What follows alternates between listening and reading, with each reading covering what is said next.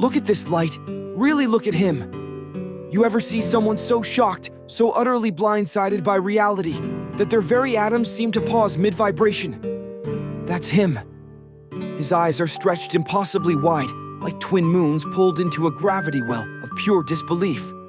They're bulging out of his tiny glowing face, straining at the edges like they're about to launch into orbit, as if the act of seeing what he just saw was so profoundly jarring that his retinas filed a complaint with the universe.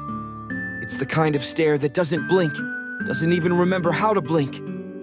It just exists in stunned, blinkingless eternity. His mouth hangs open, slightly ajar, frozen mid-gasp like he was going to exhale, but then completely forgot how lungs work. There's no scream, no word, no whisper. Just the silence of a moment too loud to process. It's the kind of expression that says, "I wasn't ready." But the moment came anyway, barreling through his sense of security like a wrecking ball of cosmic absurdity. His lips tremble slightly, not from fear, but from the overwhelming urge to ask, why? And yet knowing the answer might only deepen the wound. And then there are his ears. Oh, those poor, overworked ears. They're perched high, tilted at impossible angles like twin radar dishes, catching every chaotic wavelength around him, trying desperately to decode the static of whatever metaphysical slap just hit him upside the soul. They're listening for logic, for explanation, for even a whisper of reason, but all they hear is the cruel echo of fate laughing in the next room. His entire glowing little body is paralyzed in place, caught between the pride of a recent strut and the paralysis of revelation. One foot is still slightly lifted, mid-step, as if he was halfway through a confident walk, maybe even swinging his arms with a bit of swagger, when bam! Reality sucker punched him right in the spark. It's as if he knocked over a glass with mischievous glee, turned around to bask in his own brilliance, and then realized, horrified, that it was his glass. The one he just filled. The one that took him 20 minutes to get just right. Or maybe it was worse.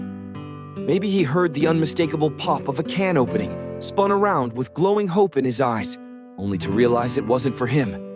It never was. You don't just see his surprise.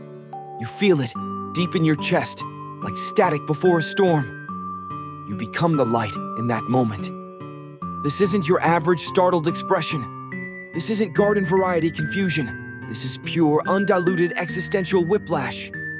This is a soul paused mid-download, trying to reconnect to the cosmic server after someone pulled the plug. This light is the embodiment of wait, what? Trapped in an eternal loop. He's buffering. He's lagging. He's reliving every life choice, every glowing step, every cheeky strut that led him here to this one incomprehensible moment. You can practically hear the background music fade into an awkward silence. See the camera slowly zoom in on his horrified little face. Somewhere, a narrator is saying, it was at this moment he knew. He's not scared. No. That would make sense.